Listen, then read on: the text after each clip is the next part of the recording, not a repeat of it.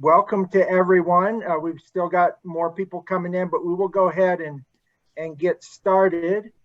Thank you for being with us. I'm Dean Hebel. I'm the Executive Director of 10 at the Top, and we have been hosting these Beyond the Shield Safer Upstate workshops for the last couple months. This is the third one, and I'll talk a little bit about the series, and so will Chief Hamby here in a minute. But I want to start with a couple announcements because I'm afraid at the end we're going to have such great discussion that it'll be short and sweet, and I won't have a chance to do that. So a couple really quick things. First off, 15th, for anyone interested, most especially those in Anderson County, but it's certainly open to anyone interested. Tri-County Technical College and 10 at the Top are hosting a Safer Upstate workshop in Anderson, which will be an opportunity for community members and law enforcement to meet and talk about a number of issues. That event, Justine Allen from our team is going to put the details and the registration information in the chat. I know Jackie Blakely, I think, is on the call from Tri-County, who is coordinating it from their end. That event is an evening event, and we will have refreshments. So anybody who is interested and available, we'd be glad to have you with us on November 5th. Then secondly, I'll talk about the series in a minute, but our fourth session is going to be held in the evening from 6 to 7:30 on Tuesday, November 30th. And we're going to flip the conversation a little bit.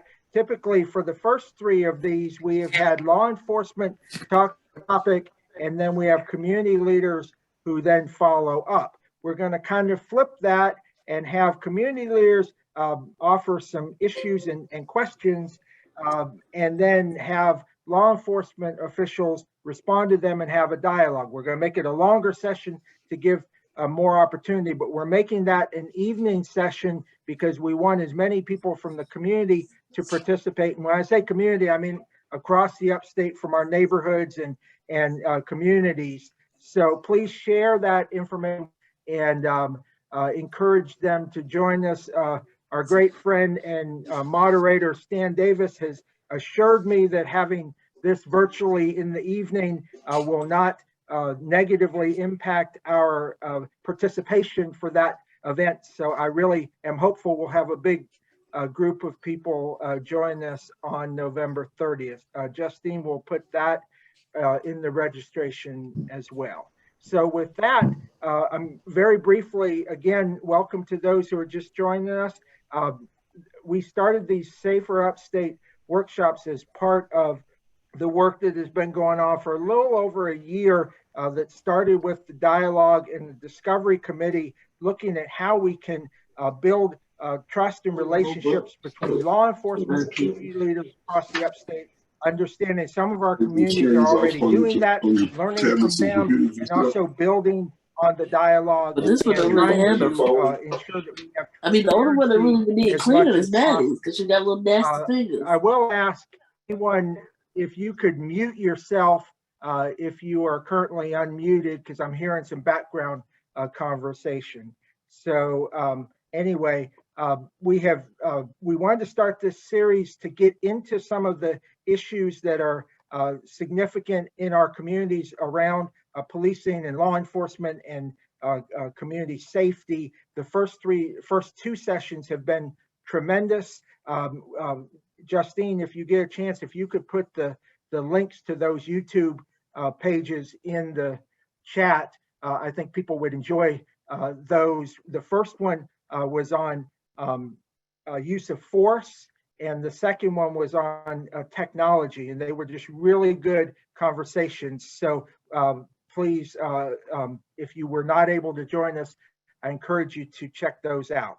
So with that, our conversation today is about a subject that we've seen a lot in the media lately. It's a national issue around attracting and training law enforcement officers.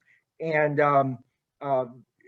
we're very fortunate here in the Upstate to have some great leaders, and one of those is Chief Matt Hamby from the Greer Police Department, who has really led these discussions and been the catalyst for this series.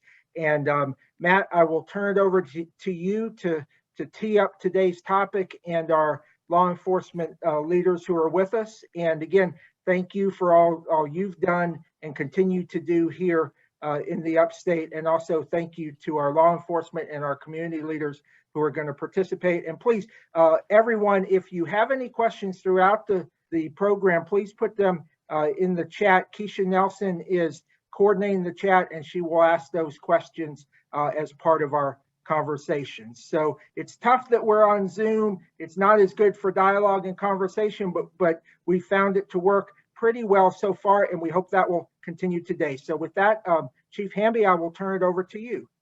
Thank you very much, Dean. I appreciate your leadership actually in helping push the Upstate Safer Upstate initiative, and as well as Mayor Roberts from the city of Anderson and Sheriff Clark from Pickens County, along with many others who have participated in either the steering committee that began this initiative back in 2020, but also all of the many members of the various subcommittees that have been birthed from the Safer Upstate initiative. So the subcommittee that I've been a part of, we made a priority of creating a couple of these opportunities for law enforcement leaders to communicate back to the community, to sort of give a literally behind the shield sort of a understanding of how we go about some of the decisions that we make, but also some of the challenges that we have found ourselves dealing with. Most specifically, things that have changed since probably 2015, going back to the time of the Ferguson, Missouri incident. And of course, we had that was Michael Brown, and then the Eric Garner incident in New York City, Freddie Gray incident in Baltimore, Maryland, Walter Scott, North Charleston, and of course, from Labor Day of 2020, the George Floyd incident in Minneapolis. So a lot of scrutiny has been put on the law enforcement as a profession. It's kind of taken center stage in politics, and in every way we go through life, we're seeing it on the news constantly. So law enforcement has seen a significant change during this time period with regards to retaining employees, as well as the challenges of recruiting new employees, new officers. So we wanted to provide this opportunity today to address just that topic specifically. And if we have time, also, we can talk about law enforcement training as well. I've invited a couple of really outstanding panelists today. First of all is Chief TJ Shadowan from Greenwood Police Department. I believe, Chief, if I'm not mistaken, you've done pretty much your entire career at Greenwood PD and became the chief at the beginning of 2021, following the retirement of Gerald Brooks, who had been there forever. So we welcome you today and appreciate you being here with us. And I know you'll have a lot to offer for this brief period of time that we're going to be talking today.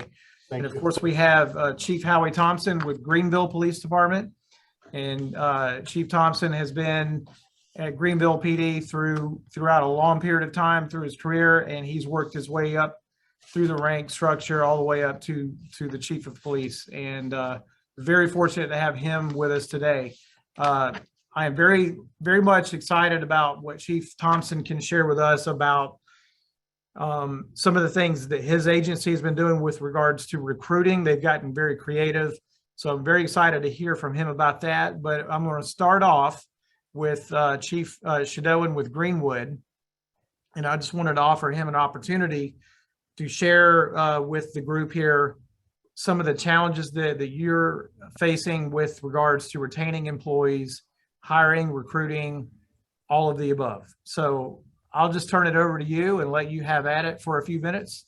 and then we'll move on to Chief Thompson after that. All right. Thank you, Chief Amby. I appreciate it. First of all, thank you for allowing me to be here. It's important. I think one of the biggest issues for me is recruiting wise is what I've had to do, and the way we've switched things over is we're relying more on community, especially for my police department here in the city of Greenwood. We're really diverse. We have probably 51% African American, probably somewhere 48% Caucasian and 1% Hispanic. So what we want is we want our police department to reflect that. So the way we've approached our recruiting aspect is we've actually went to all of our churches, all of our Hispanic African American churches, and we've actually started an open dialogue with them, trying to help them help us recruit minorities into law enforcement, because that's one of the biggest things right now for us is recruitment wise. I had a big issue when I first started, and I took over in the middle of 2020 as the interim chief, and then was announced in 2021 as the chief. But one of the biggest things for us was community policing, and to reestablish that and to build trust with our community. So that's really what our focus has been. The issue that I have with good qualified, people is, well, so does everybody else. The FBI wants good qualified minorities. The SLED wants good qualified, with Chief Kill and everybody, they want the same. So we're competing with all those different agencies. So you have to come up, and with us, we're trying to get people that's invested into Greenwood to commit to being a part of the Greenwood Police Department. And that's been our biggest thing, because we've had a lot of people over the last 3 or 4 years retire. We had a big shift go in. When Chief Brooks retired, unfortunately, he took a lot of the people retired with him. So that's been our biggest issue, especially when it comes to recruiting. And the way we face that biggest issue is just getting more involved with our community and really leaning on our community to help us recruit people to better ourselves here at the police department. And basically having a good open dialogue with the community. That's the biggest thing. Most people out there know my cell phone number. There's very few people that don't. I give it out to everybody. And I think that's just part of the open dialogue. I want people to be able to get in touch with me and come directly to me. And then when I do reach out, I have an open dialogue where I go to each section. We call them zones, but each council person's zone, and I open up the open dialogue to each zone and every council person's area. And we take those questions, but also we use that at time is to recruit people. So that's our biggest issue right now, is just recruiting minorities into our police department.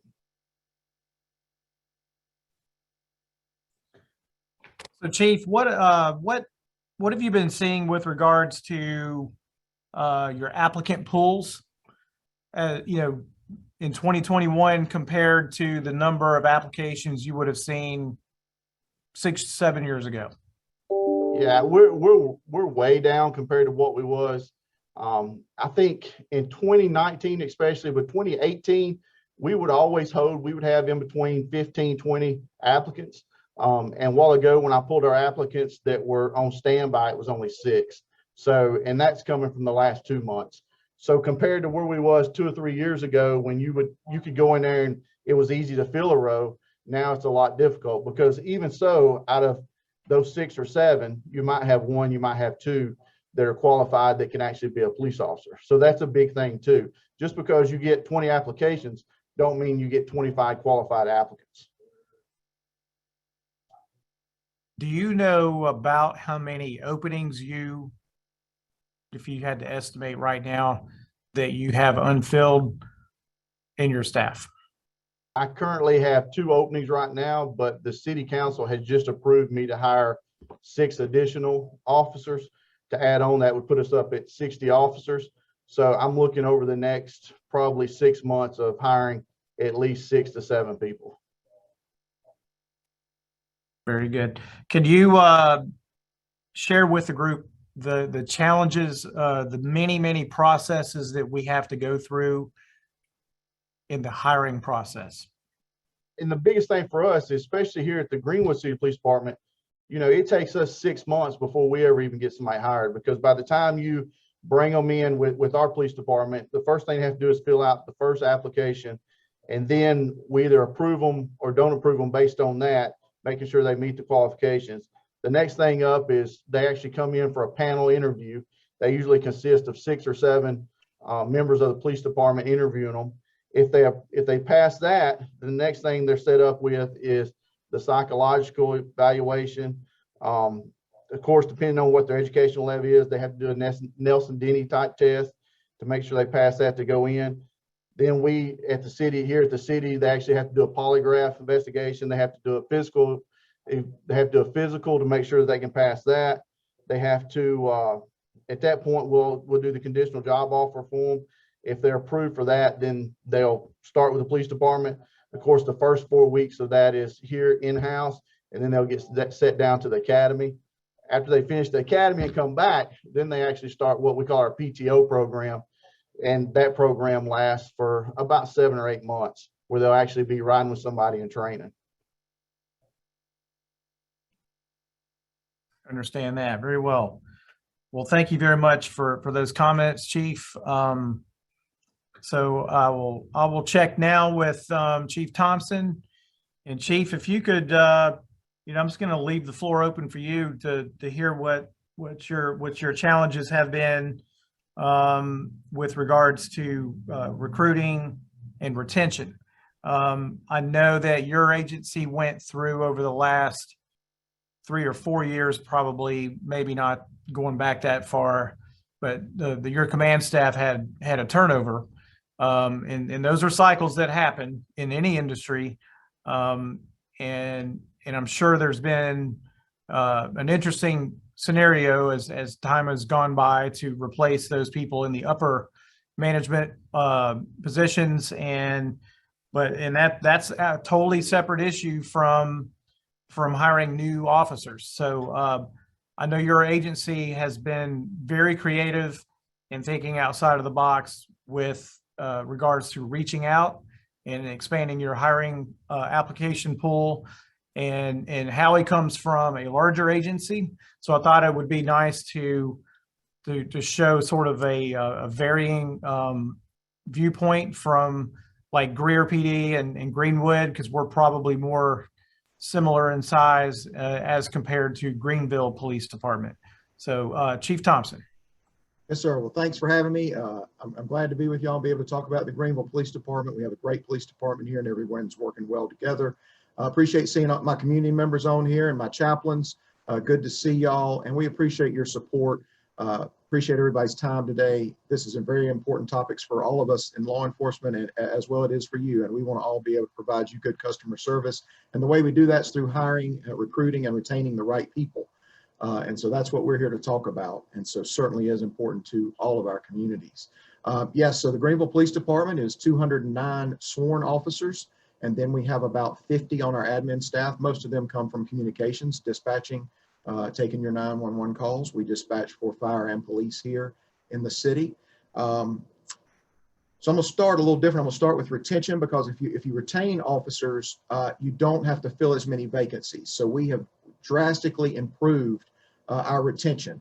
And why is that important? Because we get a good, well-trained officer who's able to come out to your call, come to your accident, come to your business, and handle what needs to be handled and know the answers and take care of whatever situation is correctly the first time. So that's very important. We want to keep our well-trained, good, experienced officers. So we've had good improvement. Like I said, I'll go back to 2019. We turned over 31 officers that year. So that was about 15% of our agency. That's a big number. That's where you don't want to be. We improved last year in 2020. We turned over 17. So you're looking at 8.1%. And this year we're on track. We've only lost 13. And so that's 6%. 4 of those, I will tell you, and I don't know if the other agencies have lost to this, we've lost 4 of those to federal agencies. Federal agencies are also on huge hiring. They're hiring everybody, and they want good people. And we have good people here, just like these other agencies that serve you. And so we've lost 4 of ours to the federal government. But good for them. They were great officers, and I hope they do well and are successful at the federal level. But then we go to, so that's retention. You want good retention. You want to be able to retain. If you do, you don't have to hire as many. But you go into hiring. And something that's very important to point out is the minimum standards are not set forth by any of your agencies. They are actually set forth by state law. The South Carolina state law says that we have to have certain things before we can hire an officer. And I'm just going to give you a few of those things so that you can consider them, because it certainly narrows your hiring pool. For example, they have to be at least 21 years old to be an officer. So a lot in the working pool, 18 to 21, that cuts them out of the pool. They have to be a United States citizens, have a high school diploma or equivalent, have a South Carolina driver's license or be able to obtain one, have not had a driver's license suspension in the last 5 years for DUI or leaving the scene of an accident, reckless homicide, or involuntary manslaughter, have never been convicted of a felony or domestic violence, have never been convicted of a crime of moral turpitude or a misdemeanor carrying a possible sentence of more than 1 year, and have a good credit history. So as you can see, when you consider all those stipulations, that certainly cuts out a number of people. Here at the city, our average is if for every 100 applications that we get, I can hire 6 of them. So 6% of our applications that we receive are eligible to be hired. And so just so you know how much work is being done by our recruiting officers that are going through all these applications and doing the interviews. And you know, the chief mentioned earlier the process, you know, and the polygraphs and the physical and the drug test. So, you know, they get eliminated. So it gets us out of 100 applications, I get 6 people that I can actually hire. And we do the same process. I think most agencies, just like the chief mentioned before, those same exact things, steps to make it to the end to get hired on. So how have we recruited and got more officers in? Even though we've been hiring for less positions, we want to get good officers, and we also would love to mirror our communities and do struggle with minority hiring, but we've had a few campaigns lately that have really helped us out. One that we've done is we've partnered with the Army. It's the Army Pays program. Benefits us in a couple of ways. The Army, with the police department, is a paramilitary organization. Rank structure and the way we operate is very similar to military organizations. So we're able to partner with the Army when they have somebody coming out of the Army. They can immediately hook us up with the people coming out.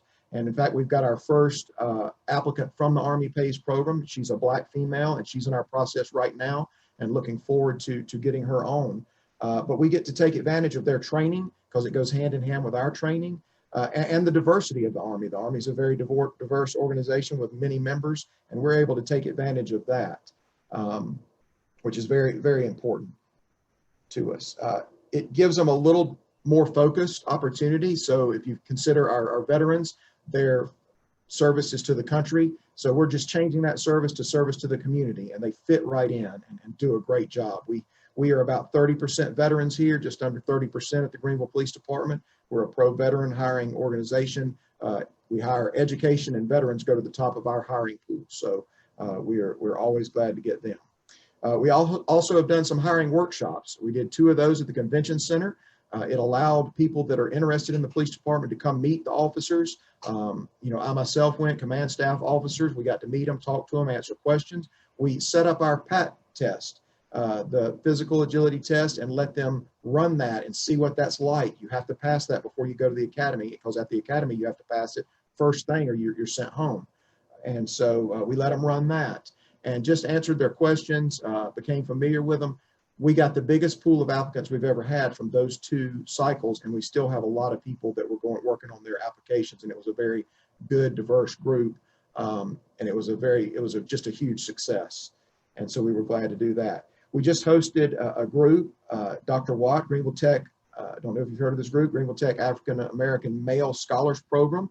This is a group of all African American males. We hosted them at our range down at the police department range off Malden Road, and let them come in, ask questions. I talked to them for a long time. Once they got going, they asked questions and learned about the police department. When we first started, and I said, hey, everybody raise your hand that wants to be a police officer. Well, I think I had one young man that raised his hand. Everybody was still kind of iffy about it. But at the end of the day, after they'd spent time with us and seen the SWAT team and worked with them and the K-9 team and done the simulator, we have a simulator for training that puts them in situations that officers are in.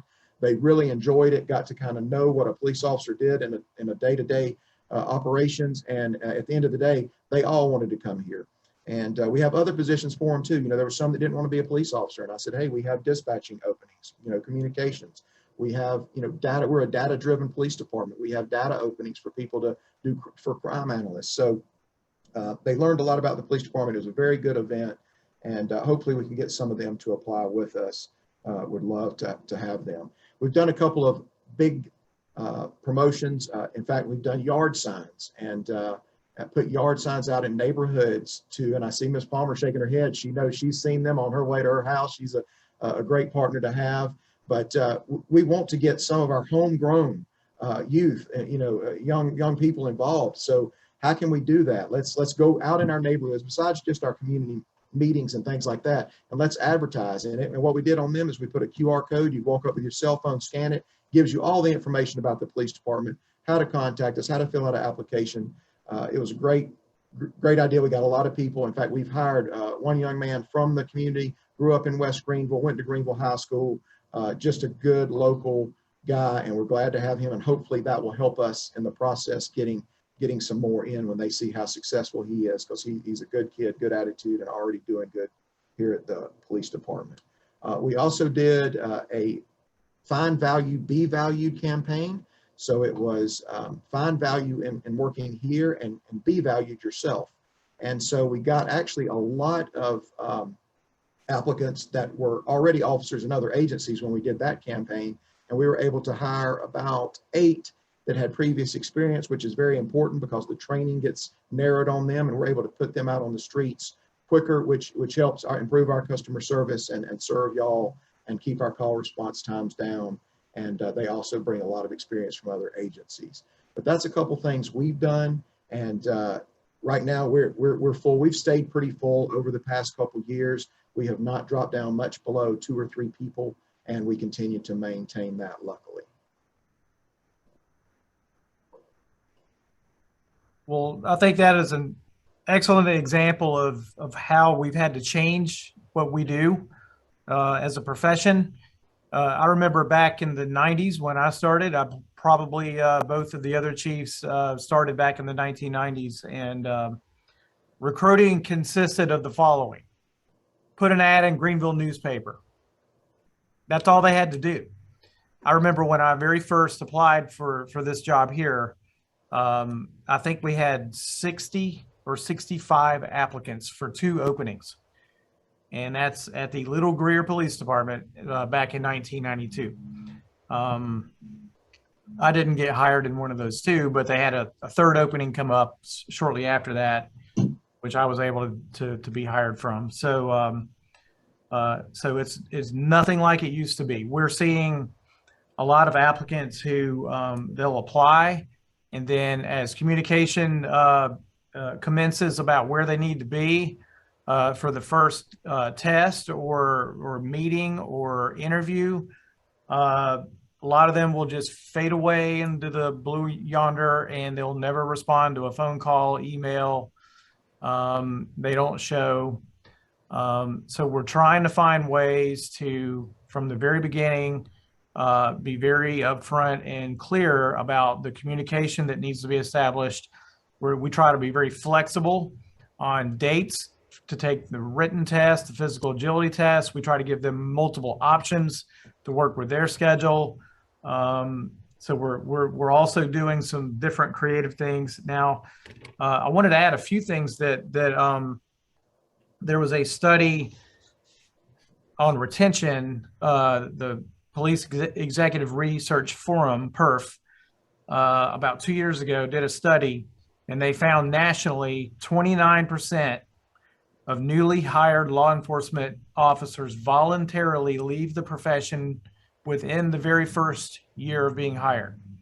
So nearly almost 1/3 don't even stay for 1 full year. An additional 40% leave the profession within 5 years. And it's estimated that only about 8 to 12% of law enforcement officers who enter the career field actually stay long enough to reach retirement. And more local to South Carolina, the Criminal Justice Academy, who has records on all certifications across South Carolina, they found that in 5 years' time, that 50% of any typical graduation class at the academy is no longer in law enforcement. So maybe some of the examples we're seeing here in the Upstate are not even the worst scenarios that are being experienced across South Carolina. we've tried to get a little creative on retention. We've had mixed results. I think 2018, we had a significant amount of turnover in my agency here. I don't have the percentages that we had turnover, but in 2019, we had a 15% turnover. 2020, it slowed down to about 8%. And knock on wood, 2021, we've had just a handful of people who we've had leave. So, yeah, I think over the last 2 years, we had 13 officers who separated employment. Some of them got out of law enforcement. Some went to other agencies who were at that time paying significantly more compensation than my agency was. I think we fixed that problem. We got competitive again with our pay. We are certainly not the highest paid, but we're not too far away where it makes it such a temptation to leave for a whole bunch more money. So what are we doing to retain? You know, at a police department the size of Greer, it's a little bit more challenging to have a lot of extra directions that they can go, but I think we do a really good job here. So, you know, officers here, we can encourage them to work towards being a detective or a school resource officer. We have a traffic team. We have a canine unit. We have an emergency response team, which is sort of like a SWAT team. We have a crisis negotiation team, a drone team, and a recruiting team. We have opportunities to cross-train in other areas of our department. And we spend a lot of money in our department on private vendor training. So we'll take officers who are wanting to learn more about this profession, and we'll ship them off and sending them out of town, out of state, to get some world-class training. So we're trying to do things creative here. Participation in how we manage the department. We're trying to change that we offer opportunities for employees from different ranks to play a role in planning and participating in deciding what direction we need to go and those types of things. So we're trying to adapt to the newer generation and how they want to be a part of the team. Some of the recruiting things that we're trying to get in place here at Greer, we're trying to pay cash incentives for our own officers to get active in recruiting. So our officers, if they recruit a new hire, so they're eligible for a $500 cash payment at the time of the hire, plus another $500 at the end of that officer's probation period. So if that officer who we hired that was recruited by one of our team members, if they stick around and make it through their probationary period, that officer can make up to $1,000. Other recruiting efforts, for a couple of years, we were doing really good with getting college kids out of our Citizens Police Academy. So we were having some of the kids from Greenville Tech, who are criminal justice majors, coming into our Citizens Academy. And we hired a few of those over the years, and they turned out to be outstanding officers. So we've had one person in on our staff who most of their job is consumed by recruiting and the hiring process. We don't have an official recruiting position, but it is literally eating up one full-time position and actually some extra help beyond that. So we're trying to hit the colleges. We've been very successful at North Greenville University and Bob Jones University, and trying to tap in always at Anderson and Furman. One of the things that I'm trying to do a little different is from the chief's perspective. I mean, I obviously don't have the opportunity to constantly recruit, but when we get, you know, we're really concentrating on trying, just like the other two chiefs have stressed, getting minorities into our agency. We are hurting bad at Greer PD, especially with African-American officers. And I don't make that a secret. I want to make sure everybody understands that, because we're trying very hard to recruit African-Americans. One strategy we've come up with, it's kind of the long game rather than the short game. But when we have college students who are really good looking potential hires, good candidates. We're going to try to lock them in and make them our friends halfway through college. And we're going to bring them in and make sure they ride along. We'll take them to lunch. I even actively participate in that. I've gotten a couple of them. We took them over to City Hall and introduced them to some important people over there and showed them around our downtown area and that type of thing. So we're kind of we're kind of cheating and copying off what some of the college football recruiting does, because those youngsters, they like to get that connection, that feeling that they actually know us as people, and then they're not treated like a number when we're trying to hire them. So those are some of the things we're having to do outside of the box. It's a lot different than recruiting was years ago. I think what both of our guests here today, Chief Thompson and Chief Shoden, have explained that, I mean, we're as a profession, we're really, really having to step our game up with recruiting. And I think one key, like Chief Thompson said, is retention. So we're trying to find a way that with, as I opened up this morning talking about, or excuse me, at the beginning of the panel discussion, that, law enforcement has taken a lot of scrutiny over the last few years, especially since Memorial Day of 2020. So the challenge has been, regardless of the scrutiny, this is a wonderful profession to be in. And we want officers to, let's stick through this time period. Let's get through this because you're in a very rewarding profession. And I hope to sort of try to set an example. I know these other chiefs do as well, is how good this profession has been to us as individuals, not just what can the community do for us, but what can we do for them? And that's really where the reward is, I think, is what can we do for our community, and be able to recognize that and appreciate those efforts. So Dean, that's our initial kickoff there. I guess if we want to transition into questions, was that Jim? Are you doing that, Jim? Yeah, sure. I was going to just kind of real quickly introduce the community leaders that we would then have ask questions about the presentations around, recruiting, retention, and training. And I'll maybe take 2 minutes to do that, just to share who's joining us today.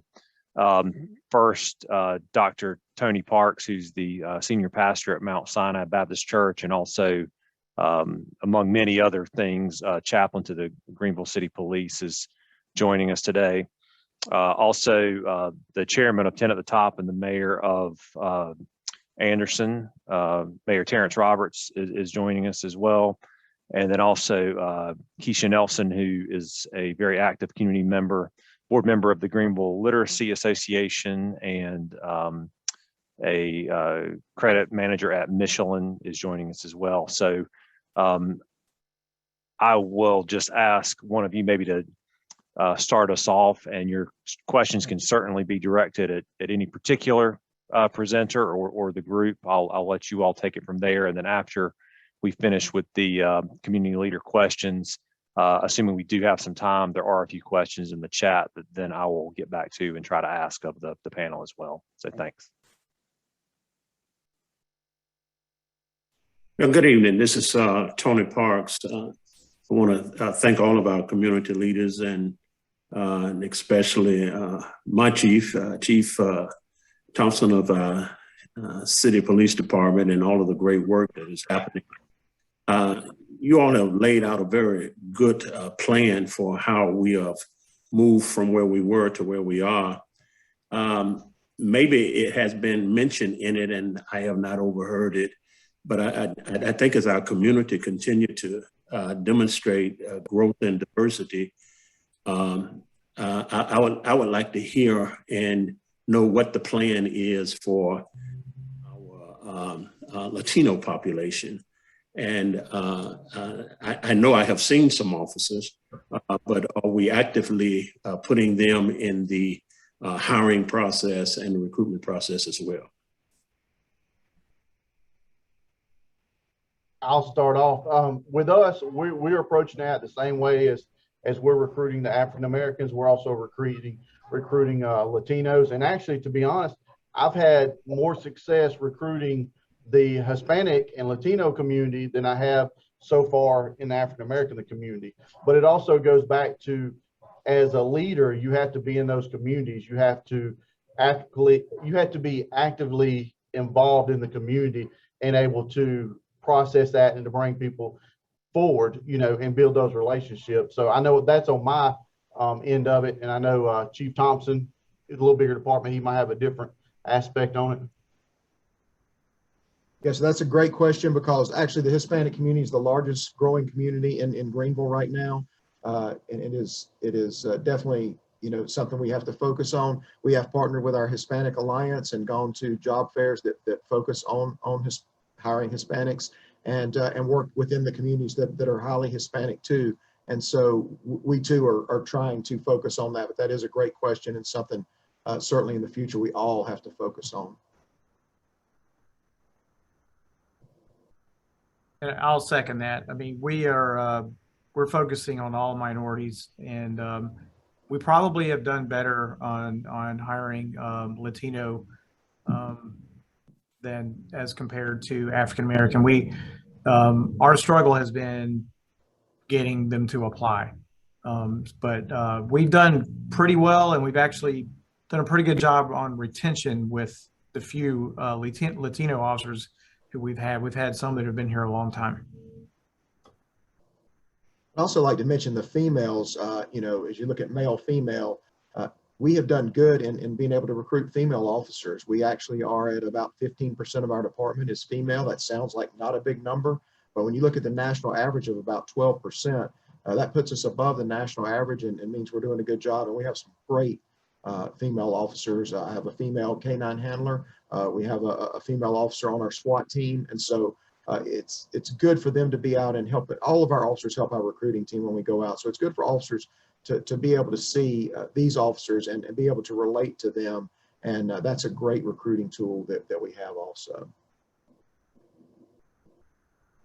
Hey, this is Terrence Roberts out of Anderson. And first of all, I want to thank especially Chief Hamby for driving this part of it. When Dean and I first started talking about creating a safer Upstate, I knew that our law enforcement across the Upstate region, they were doing a good job. And especially I knew in Anderson with my chief that we were doing a good job. But what's enlightening is that law enforcement all over the Upstate is doing creative things to make our communities safer. So I want to thank Chief. I want to thank you for leading us on this one, and the other two chiefs on excellent presentation.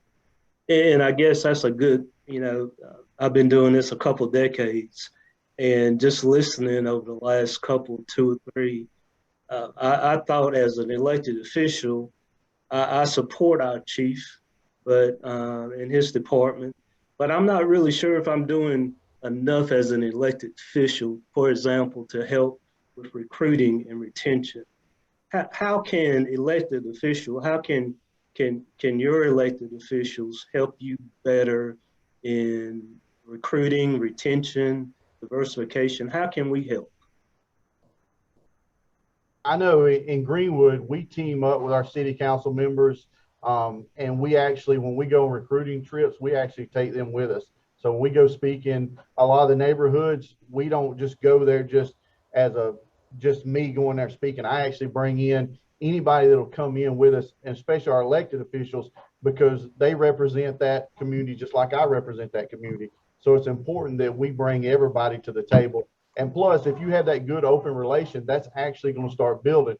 And one of the key things that Chief Hamby said was, you know, we're not only focusing now on recruiting now, but we're also trying to get into schools, and, you know, like we do fist bump Fridays, and we do cookouts, and we do so much community stuff, but all that's a focus on recruiting the next generation that's coming through high school and going into college and coming out of, you know, college or just turning 21. So for us, it's a big aspect to have those people as part of our recruiting aspect, and to speak up and actually sit down and talk to young men and young women about law enforcement and the professionalism and what it takes to be a part of this job. And Mayor, I'll add one thing to that.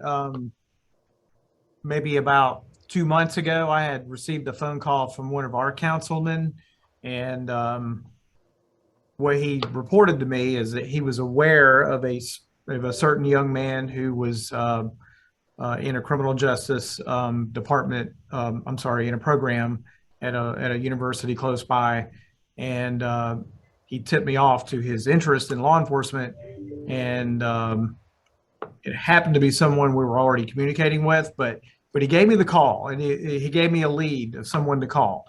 So our council people are always communicating in the community. They are boots on the ground as well.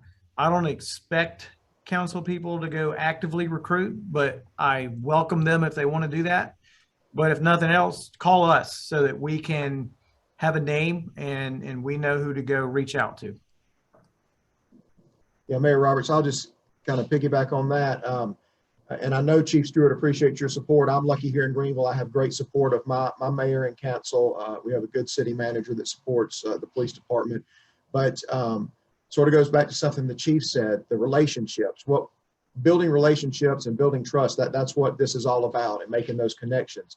So you, as the elected official, you can certainly help introduce us to groups. I went and spoke with 2 of our council members, Lillian Fleming and Russell Stahl. They had a little forum and asked me to come, and got to speak to a lot of community members there. And it just, everywhere we can go and speak and meet community members and build those relationships, it certainly helps the police department. It helps get us in the door. I'm so lucky to be here in Greenville. I've said it before, I'll say it again and again. We in the Upstate, we in Greenville are lucky to police in the communities we do. We have such great support. And thanks to y'all, all of you on this call. You know, you're supporting us, whether you believe it or not, just by being here and helping us build a better organization and take a different look at ourselves. So just, you know, continue to interact with your police department and invite us into some meetings maybe you wouldn't normally think a police officer would be, and carry them with you so the community can meet them. Thank you, Chief. So we've had some very good dialogue today. So one of the questions that I have is regarding training. In light of all the different tragedies that have happened over the years, what type of training have you all implemented to kind of counter these tragedies and to make your police officers better? Well, I think Chief Hamby started off, you know, talking about how important it was to training and sending people to special training. One of the things that we do is we're certified through CALEA, so we're nationally accredited, and that's a big thing for us, because a lot of things that police departments was running, trying to put in policy and procedures after George Floyd happened, we already had in policy and procedure. So it's very important. Training is probably the biggest thing. I just went in front of my city council and spoke about training and the importance that our training budget be much higher than what it was. And that's the simple fact, because you can't put officers out here on the street and not give them the equipment or the training to do those type of jobs. And when I talk about training, it's a wide array of training. One of the issues that makes females so good in this job is the communication skills that they have. And a lot of that, people say, comes from being a mother or other things. But training for us is we send people to specialized communications, de-escalation courses and stuff like that. And we send them to be trainers so they come back and train our whole department on. So training for us is a big aspect, but also being nationally accredited through CALEA is a humongous thing, because you have outside agencies coming in and looking at policies and procedures and making sure you're within guidance of federal and state guidance. Yeah, so one of the things we did, you know, even before training, is looking at your policies. City Council created a citizens advisory panel on public safety. They reviewed our main policies dealing with use of force, training, body-worn cameras, you know, things like that. And we had over 30 meetings with that group, and I think I presented 28 times to them about different aspects of policing. And we listened to them and took their input and strengthened our policies. And so then training, we also do, everything we do is about de-escalation. It's about creating time. Time is on our side. We want to slow it down. We want to calm it down and do it in a professional manner so that everybody goes home safe. That's the most important thing. And we do that through repetitive training on our simulator. A simulator is really, it's hard to describe, but it's a room set up. It's like being inside of a video game. But what it does is puts people inside a scenario that is possible, likely to happen, and it makes that officer aware of how to do. And so the trainers in the simulator can escalate the situation or de-escalate the situation depending on how the officer responds. And sending the officers through that it's been a great tool, and it certainly teaches them how to communicate with people and de-escalate situations. We've also gone through bias-based training, implicit bias, explicit bias. Everyone has biases, so that training is geared to making you recognize your biases so that when it happens, you know how to control them and how to do the right thing. So we have been going through all that. The whole department goes through that, and it's been very good training, very well received, and we've had very good outcomes using that training.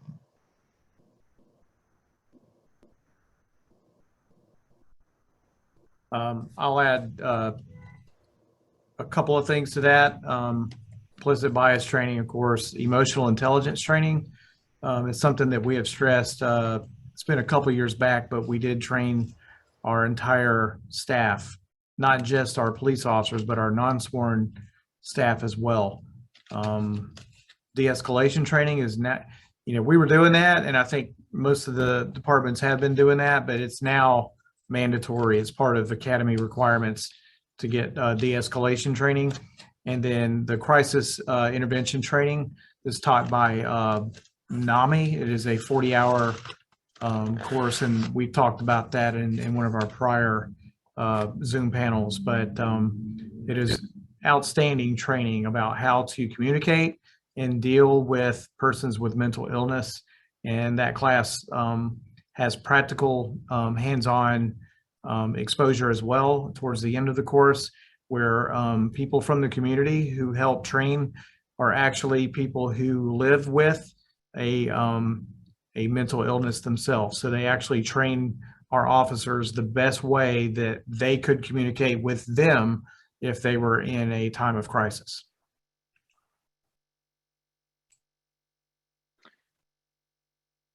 Any other questions, Keisha or Mayor Roberts or Dr. Parks? If not, I will go to the chat questions. I saw we did have a few, and I think we have a couple of minutes, Dean, to ask these. Yeah, we have about 7 minutes, Jim, so we're good. Okay. All right. So the first question, I think this is maybe somewhat directed at Chief Charlton from some of his opening remarks. And the question is, what has been the biggest learning from the open dialogue that you've had in the community? In addition to recruiting minorities, what changes are being considered, and what training is being done to ensure new officers don't have biases that could impact the work they're doing in the community?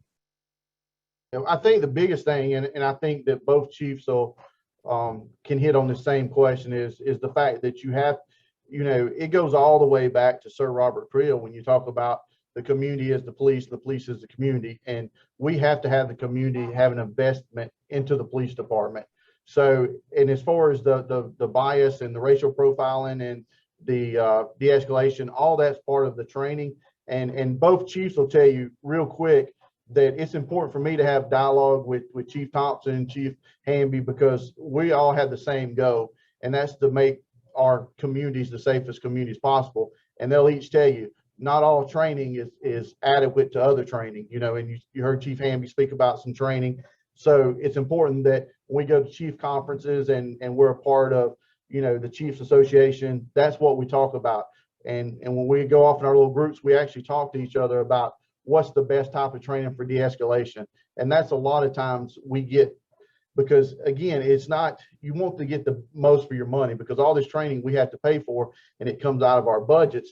Of course, Chief Thompson, his budget's a lot more than probably my budget and Chief Hamby. So we had to make sure, especially as a smaller department, that we're getting the best part of that. But the open dialogue with community, I have not been more pleased, because one is I found out things that our community didn't know. So it was easy for me to talk to them, and then they walked out of there with the same mindset as me. They didn't realize, a lot of people don't realize that we're nationally accredited. A lot of people don't realize our policy and procedures, and that we talk to them about it. We just have that open dialogue. So not only do they understand the police department, we better understand the community. And we actually bring them in, and we do ride-alongs. And you heard the Chief Thompson talked about the simulator. We actually take civilians who come in and we go to Boys and Girls Club and we go to all these community events, and we actually take our community through some of them same scenarios that Chief Thompson was talking about. Cool. Yeah, thanks for that answer. Chief Hamby, Chief Thompson, anything to add? Yeah, I'd like to jump on that one. We've created a new team here to help with our engagement with the community, and it's called the NET team. It's the Neighborhood Engagement Team. And it's based on community policing, but it's not just about policing in a community. It's about engaging with the community, engaging with the businesses in the community, the clergy, the churches, and working with them together to create. Our goal with that is to promote safety, prevent crime, and enhance quality of life. But us kind of helping organize that, not coming in. We can't come in and make your community better, but us with you and with all the partners, the business partners, the churches, we can, and we're much better together. And so we've started this neighborhood engagement team, and so far it's been very successful. We've got certain officers assigned to certain neighborhoods, and they're out right now getting to know their neighborhoods and their businesses. And we think it's really going to be a success here in Greenville, and we're hoping to grow that team. I want to add something. The community involvement and support. Every single police department totally relies on community support. I take the stance that, we have this heavy responsibility of occasionally having to remove people's freedom, and nobody else in our society has the authority or the power to do that other than a police officer, to remove them from freedom and put them into custody. So with that authority comes a heavy, heavy responsibility. And that responsibility is conveyed to us by our community. And they can remove that, is the way I look at that. And we have to establish this high level of trust. The only way to obtain that trust level is to get to know each other. We have to know each other outside of these police call interaction situations. We need to, be out there when people are having a block party or come to a community meeting. We need to be at these birthday parties. I mean, we need to do those human things so that they see us and they say, oh yeah, that is just a good person. I trust what their judgment is. I trust what they're doing. I understand why they do their job certain ways now because we've had this communication. So if we don't establish those connections and these, even what we're doing today right here, the more time we have some FaceTime and let's share ideas and that kind of thing, our job becomes a lot easier because we have the community support. I wanted to add one thing on top of that. So Greenwood Police Department, Greer Police Department, we are not Greenville, but at the same time, we're not one of the small police departments in South Carolina. South Carolina has small police departments all over the place. And the majority of the police departments probably have less than 10 people from the top to bottom. So they don't have resources like we have here to work on recruiting and concentrated community outreach and those types of things. So that initiative from the community is even more important in those really small jurisdictions because it's a resource issue. It really is for them. So again, what we're talking about today, Greenwood, Greenville, Greer, we're very blessed, I think, between all of the three of us here and a lot of the other municipalities in this area. But there are some municipalities in South Carolina that struggle resource-wise across the board. So that's just important for the community to know that, because that's yet another challenge they have to deal with in the midst of all these other things that we're talking about today. Jim, if I can add to that real quick, I wanted to just say just exactly what Chief Hamby said is in the Upstate, we're very lucky. All the law enforcement officers work well together, all the departments, the chiefs. We have an agreement. If Chief Hamby calls me and needs help, I can send him all the help he needs automatically. If any of these chiefs call me, I can send them help automatically. Hobart Lewis is our sheriff here in Greenville County, is great to work with, does a great job. But up in the upstate, all the sheriffs, I see Sheriff Crenshaw on here, the sheriffs and the police are working together better than they ever have. I've been in this business for 28 years, and so I've seen it, and I know that we're all working well together, and I think our community needs to know how good each of the agencies and the sheriff's offices are working together, because it's very important. It certainly makes our communities safer knowing that we can call on each other and get help just, with a phone call. Well, Chief Thompson, thank you very much for kind of summarizing the importance of working together, as you said, and Chief Hamby as well, and Chief Chadwin. Unfortunately, our time is up. It never fails. We could go much further and have a much greater discussion, but I think we've covered quite a gambit in just an hour. I want to finish up first by, and hopefully you all saw in the chat, a great comment from Claude Sears that says state communities have not had some of the issues that are reported in other parts of the country. Thanks for the open forum and the work you're doing. And I echo that. I think one of the things I've learned, one of my takeaways in this last year and a half journey of working on the Creating a Safer Upstate initiative is, as a region, we weren't starting from zero. This is a region that is really, has some great police departments and some very thoughtful efforts that have gone on around engaging their communities across the board. And so, the idea here, have to start over or fix anything, just simply building on the great work that has been done in the past. So I think that is really important. Attracting great candidates for jobs is an issue in every profession right now. And I think law enforcement, you've heard today some of the things they're doing, especially with the specific challenge of wanting to mirror the communities in which our law enforcement officers work. That is a challenge and takes thoughtful and probably long-term efforts. I want to say, I know our historically Black colleges in South Carolina have recognized and are working on that. Tri-County Tech has a program. I think our other technical colleges are also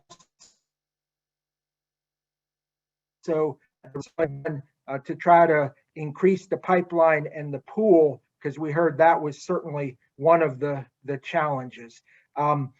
With that, I am going to close. A reminder of November 15th at Tri-County Tech. If you're in Anderson, or even if you're in other parts of the region, would like to come join us, Mayor Roberts and Chief Stewart from Anderson will be leading a session. We've got some volunteers from our Safer Upstate who will be moderating as well at Tri-County Tech. Then on November 30th, our next session will be in the evening at 6 o'clock, and that link was put into the chat earlier. So I hope you will join us. Again, thank you for taking the time today.